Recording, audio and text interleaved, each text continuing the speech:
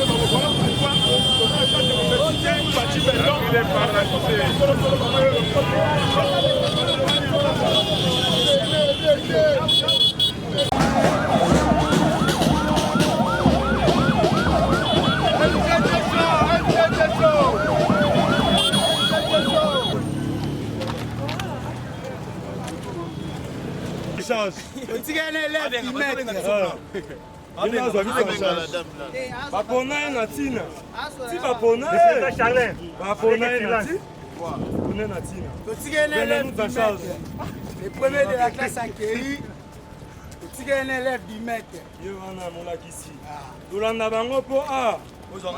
Politique, il y a guerre de nez. Politique à Moutou. Politique à combattant.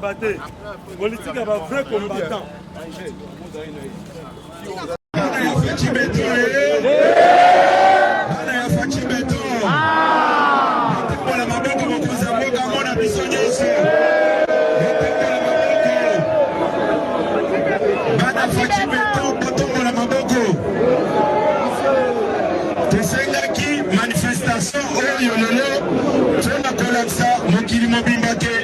Congolais, nyonso, toute tendance confondue, basasi mamokonzi ya mboka, bazo soutenir décision oyo mokonzi ya États-Unis Donald Trump agit contre le dictateur Kabila et la Congolais kuna est.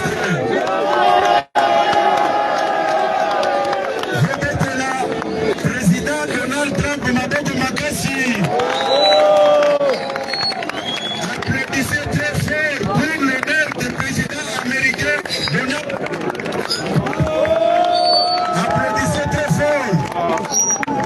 La décision prise par les autorités américaines sont salvatrices pour le peuple congolais.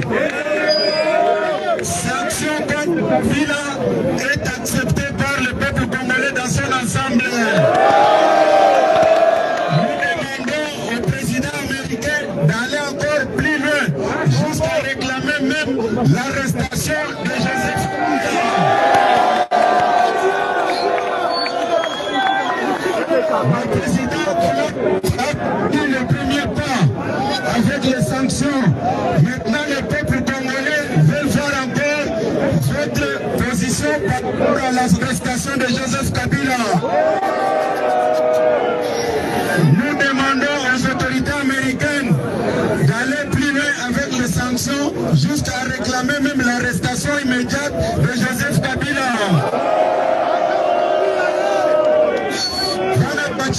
Viva! S'il vous plaît, s'il vous plaît. On a les manifestations et ceux qui awa. Au coquet, le balaba congolais nini. En fait, il y a le Bézara qui non. Quand on est Koloba qui non, l'AFC c'est Joseph Kabila, l'M23 c'est Joseph Kabila. Depuis qu'il était au pouvoir, c'est lui qui était le patron de l'M23. Vous comprenez? Ceux qui ont moni américain sanctionné Moutou, c'est qu'ils allaient bongo. Pour avoir la preuve tangible, nous sommes tous.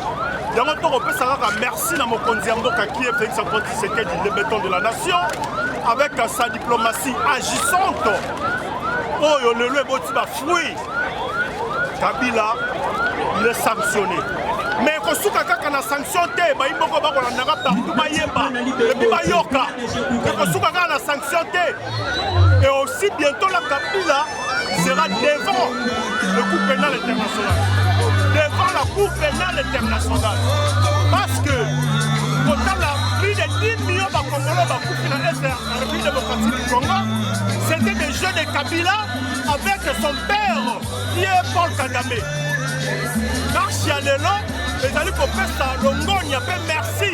L'administration trompe. N'a pas sanctionné Joseph Kabila et soulagé. Bandeko yo bakufela ba papa et soulager bandeko bakufela ba maman et soulager bandeko oyo bakufela ba leki na bitumba oyo kolekala kati ya SRP démocratique du Congo. Ba américain ba lobby ba onyo surtout bazala information à Joseph Kabila. Ba yanango ba kozwa 1 million.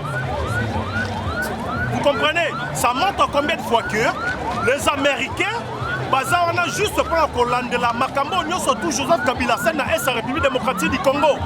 Et tant que les sanctions bandit la Rwanda, bientôt la Kabila sera sanctionné. Maintenant, comme si on faisait des blagues. Mais aujourd'hui, c'est la réalité. Attaque contre les 50 fois au Katana, l'Américain va geler. Bien, surtout va geler. Moto déjà, ceux qui va geler, bien. Moto déjà, ceux qui sont condamnés à mort. C'est-à-dire, ils ont le temps pour la Pamba. Raison pour laquelle nous disons merci au secrétaire général Augustin Kabouya de Monabouté du chef, le plus compétent de tous les secrétaires généraux. La mobilisation il y a 2 jours seulement. Je dis bien mobilisation il y a 2 jours seulement. Mais tant là, monde Oyo, et pour répondre à l'invitation au secrétaire général qui est Augustin Kabouya et aussi le président du parti. Là, au sein de la Congolais, nous sommes toujours libérés de manière à ce qu'il y a bouté encore au Rwandais. D'ailleurs, il y a la République démocratique du Congo. Merci beaucoup. Après le lot, Balamboka après le lot, Balamboka Bazela, Kabila devant la Cour pénale internationale. Il y a Angola qui a lancé appel encore dans l'Union européenne. Le corps des États-Unis a emboîté les pas, l'Union européenne aussi. Il faut que la marche des États-Unis d'Amérique. Vous comprenez? Il y a un peu de surtout à la Kenya, après sanction américaine, devant la Cour pénale internationale. C'est là où le Congolais va encore comprendre que Joseph Kabila, pendant ses règnes, il a réussi à infiltrer notre pays, il a réussi à infiltrer nos institutions, il a réussi à fragiliser l'armée la Bissot, mais le lot Oyo sous Félix Antoine Tshisekedi, grâce à lui, le lot Oyo armé, le boti va pilier, le lot Oyo armé, logistique et armé, les accoutes ont lobaté. Parce que dans moins de 2 ans, le pays est agressé par le Rwanda, dans moins de 2 ans, Kabila il était imposteur. Il était imposteur, il était là juste dirigeant nos minéraux pendant 18 ans. Vous comprenez? Yango Moni, Zambie a continué toujours à combattre la Fachi Béton, a continué toujours à combattre la Baïmbo Kanyo, surtout parce que la diplomatie agissante, il y a la boca failli s'entendre Tshisekedi et qu'on continue toujours à Kobota, à Mboumana. Non, constitution, il y a ennemi à peuple congolais, ennemi à la République démocratique du Congo. Parce que Kabila a bien c'est ma constitution. Et l'autre est un moto. Alors, pourquoi tu vas utiliser l'autre est un moto? Tant mieux que la constitution aussi pour adapter la réalité à Mboka na biso. Vous comprenez? Le là, on sort comme on dit des jours de ça, la République démocratique du Congo. Du Congo, il y a la constitution que RDC a occupé pour posséder souveraineté dans le pays Moussoussou. Vous comprenez que non, la constitution, c'était juste taillé sur mesure. Vous comprenez? Il y a une nécessité de changer la constitution et c'est vraiment la constitution la biso, elle a changé. Pourquoi elle a changé? Parce que non, biso depuis Kala. D'ailleurs, en 2006, Papa Tshisekedi doit mourir biso token même pour sa carte d'électeur. Aboya biso pas même token na élection. Vous comprenez? Le temps où tu es en 2011, bon. Donc, on a la constitution, donc Kabila a changé, a modifié la constitution 3 fois. À l'époque, Mobutu a modifié la constitution 17 fois. Tata Moko, entre guillemets, Tata Mouzé Laurent de Kabila a modifié la constitution 3 fois. Vous comprenez? C'est-à-dire qu'il y a un moment de constitution et qu'on peut changer. Donc, on peut réviser. Vous comprenez? C'est un peu ça. Donc, on change totalement la constitution. Donc, on révisait, mais on change. Papa, déjà bientôt là, l'Assemblée nationale, c'est même l'auto qui est déjà loi, on va voter loi concernant le référendum. Parce que c'est le peuple qui est souverain, c'est le peuple qui va décider. C'est le peuple qui a demandé au président de la République de changer la constitution. Vous comprenez? Tout va pour ça là, ce sont des partis mallettes. Ce sont des partis mallettes.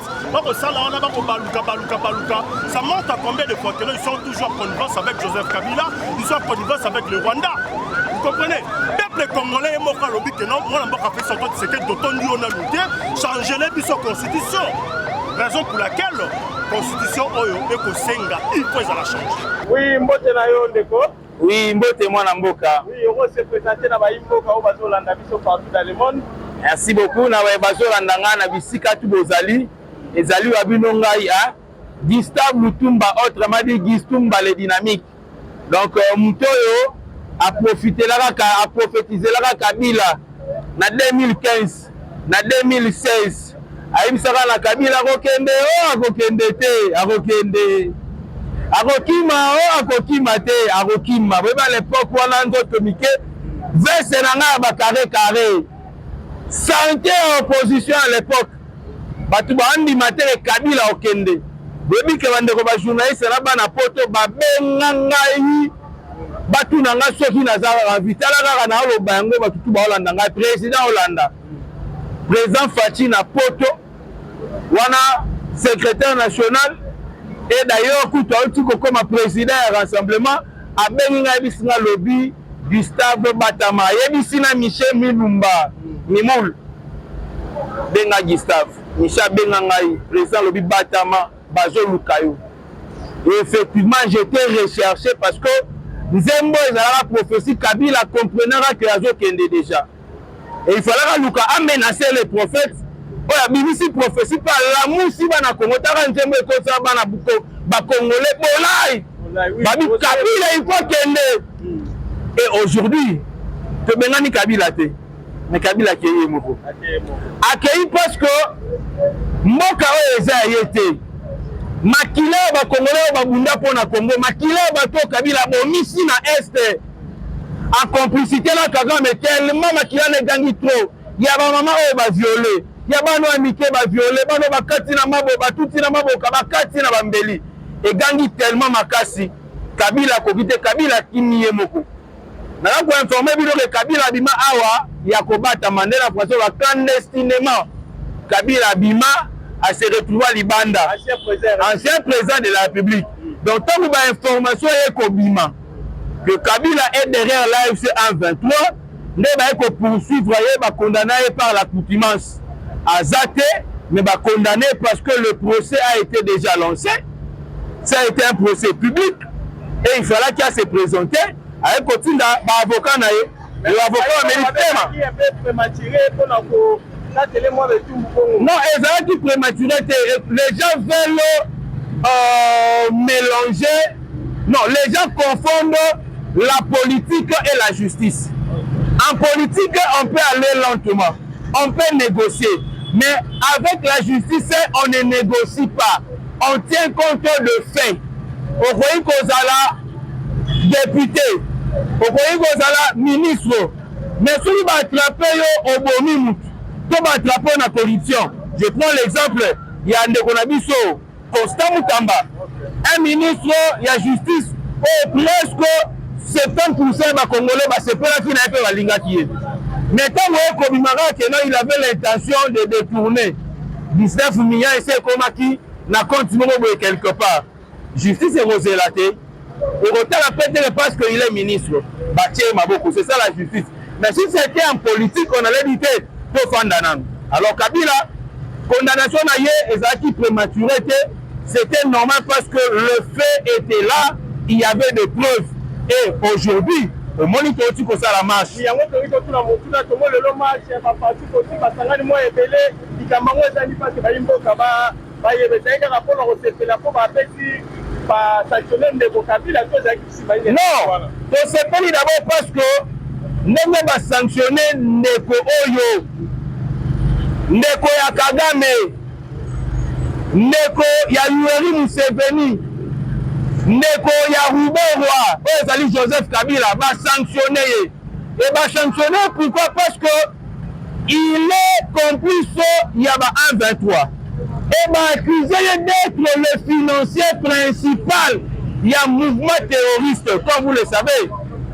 Aucun pays au monde n'accepte de collaborer avec les terroristes. Et combien na Est. Et quand le président Félix Tshisekedi avait dit que ce Kabila qui est dans le 1-23, ce Kabila qui est dans l'AFC, dans l'AFC, on est dirigé, après quelques temps, que Moni Kabila na Nord Kivu, na Sud Kivu. Et dernièrement, Awa, que comme on a d'ailleurs Kabila a sa l'apparition la soudanisation. Nanga asalaka discours moko alobi que Nicolas Zali Koya te représentait bino mutumoko munene, il était derrière le président de la République Joseph Kabila qui est ici à nous présenter. Et Kabila Zeli Nanga présenté parce que c'est Kabila lui-même qui est le patron de Nanga. Il s'est présenté, il a pris ses responsabilités. Et le nom le corps aux États-Unis d'Amérique, et sanctionner Joseph Kabila. J'aurais souhaité voir Abbé Cholé, Cardinal Ambongo, parce que bango bakote la raye. Na muteba ya muteba wana. Na plusieurs muteba. Na lingaki ko sepela komona bango basa la déclaration soit s'attaquer aux États-Unis parce que tant la justice congolaise avait condamné Joseph Kabila et avait pris part dans la justice congolaise de Salim Mabe, il ne pouvait pas condamner Joseph Kabila. Nous aimerions le voir aussi prendre ce courage. Il y a côté les Mela, États-Unis d'Amérique, n'a pas sanctionné Joseph Kabila. Tout le monde est bouche bée. Au contraire, il fallait dire que Bango, pour ne pas sanctionner les Congolais, après ça, Félix Tshisekedi, félicitations pour le bâtiment, Makambo, le Baki, les gens qui ont sauté l'homme américain, au Bazali, première puissance du monde, même sur le plan renseignement. Après ça, Félix Tshisekedi, félicitations à Nenga, le Baki, Makambo, aux États-Unis, pour appuyer, à confirmer, tout le monde est Senko, Balobi, en côté. Il faudra que Senko, Baloba, félicitations, Nandene, Basantoné, Joseph Kabila, va bloquer, va avoir naïe pour l'intérêt général du peuple congolais. Tout le monde va l'obiter. Et je confirme aujourd'hui que la Senko, Azali collaboratrice, il y a AFC M23. Est-ce que la Senko va l'amener la justice, va l'amener la vente, va être touchable au combat? Na comprendre la tête, tout le monde va moka mutusu bakanga basango. Et puis Senko existe et c'est la ONG. Ba ONG nous va sentir que non, les alliés tambola à la contre, il y a des règles où les alliés tracées pour la ONG nous va suspendre va récupérer la banque personnalité juridique. Mais nous devons comprendre que la chole na mbongo pour na manipuler la Congolais. Et là on a séparé à Momuke. Na mona mbongo a quitté na Bunya. Il a félicité mais avec courage autant à combattre Félix Antoine Tshisekedi. Vous comprenez? Et puis pour quitter ya mbongo na Bunya, il faut un service de renseignement et pour la mise sous la yango. Est-ce que tu as pour le chambre?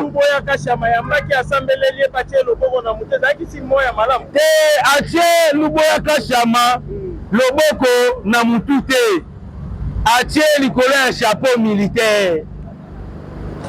Vous comprenez? Au moins une tenue militaire au soldat balata la wana. Solo ye oloka yango esimba raté parce qu'elle va sacré. Yango ni Luboya Kashama tellement na timbela. Alongoli chapeau chapeau na na mutu. Aye siko ambongo pe alinga bisena ninga mele longola chapeau. Na mo sala nzambe longola chapeau. Ye pratika linga na chapeau na mutu. So ezala yite ajua loboko atie likola chapeau. Ma malédiction no so moezwa ezate. Oui, pour ça qui ça passe que Tobi tout le monde le ba tebeleka na manifestation de l'eau. Oui, tout le monde va faire la changement de la constitution, tout changer la constitution, mais oui, va s'en va faire téléméla. Bon, bah, ils vont poser, va faire téléméla comme changement de la constitution. Ça, révision, changement. Non, non. Bah, il faut comprendre une chose. Okay. Aucune constitution au monde n'est restée intacte. Aucune constitution. S'il y a eu des constitutions au monde qui sont restées intactes, Église catholique attend la mission constitution en Ambokawan. Parce que tu vois même la règle de jeu dans la papauté échangeable, la papauté à 500, et ça va papoter autour de 1100, 1200, 2000, la règle échangeable. Et à plus forte raison, la constitution, il faut comprendre. On rédige une constitution en rapport avec l'atmosphère sociale et politique Yamoka. Ce qui est l'atmosphère sociale et politique Yamoka est comme il faut changer. Et c'est un rappel, soit va changer la constitution, mais il faut modifier. Je vous donne un exemple.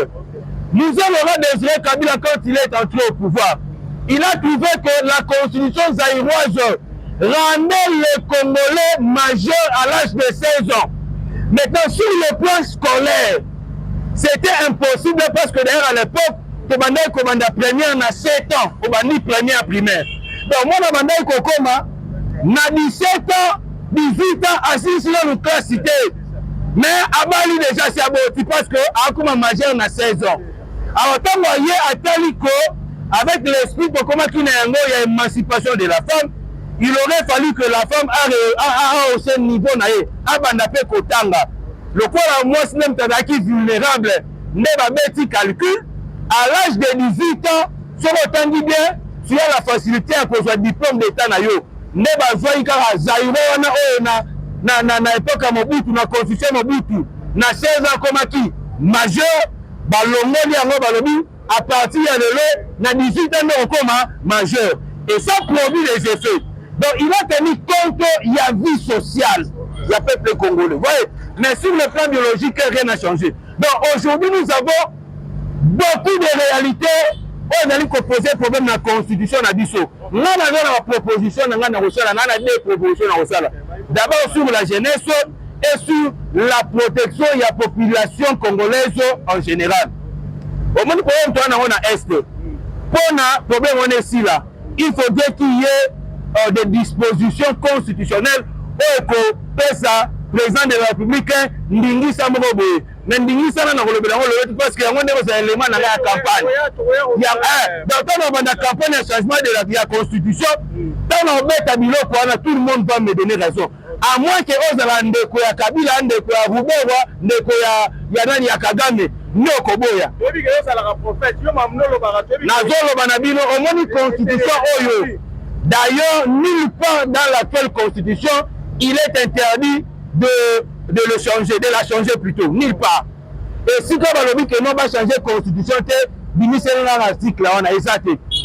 Mais quand on parle de la révision, l'article 218, au Kitina 220, mais en cas de révision, il y a certaines dispositions qu'on ne peut pas toucher. Or, en article 5, balobi que la souveraineté nationale appartient au peuple. Pas à un président de la République, pas à un opposant, pas à un sango ou à un pasteur, non. La souveraineté nationale appartient au peuple. Il exerce, avec l'exercer une souveraineté nationale par trois moyens. Balobi, premier moyen, par la voie référendaire. Deuxième moyen, par la voie des élections. Troisième moyen, indirectement par ses représentants élus. Ils soient légitimes. Députés, sénateurs, députés provinciaux. Baza, représentants indirectement, comme on voter la loi parce que nous sommes tous là qui vont. Maintenant, exercice, il y a par la voie référendaire et ça tout ce qui pose problème na gouvernement, na président de la République, tout ce qui n'a pas été évoqué dans la Constitution, le peuple a recabolé n'a pouvoir naïe de la souveraineté par la voie des référendums. Pour nous dire bon ça va, oui, non. Le quoi est dans un régime démocratique. Dans le régime démocratique, il y a la voix de la majorité qui prime, sans négliger la minorité. Torokende, le président de la République fait une proposition, il demande au peuple parce qu'il en a le droit. Le peuple n'est-ce que nous avons retranché un référendum. Ceux qui ont dit que notre constitution a dû faire changer d'éthique à la bongo, Torokende te voter, non. Mais ceux qui ont dit que la constitution a dû faire changer, Torokende te voter, oui. Et d'ailleurs, la constitution en 2005, te voter oui ou non. Et il faut comprendre une chose, c'est un sentiment. L'UDPS a refusé d'aller aux élections à cause de cette constitution. Est-ce que quand nous sommes qui en 2005, nous étions au pouvoir, pendant l'opposition, on avait trouvé des gens qui avaient des lacunes. Mais quand nous sommes en 2011, Etienne Tshisekedi dans le Bible, ceux qui peuvent faire confiance, élu un président, je vais changer cette constitution. En 2011, donc l'élection, Kevin Merenine le Kaki. En 2018, Félix Tshisekedi a gagné l'élection. Alors, il y a qu'on revoit la constitution. Il y a Covid-19, la guerre et bandit et consort.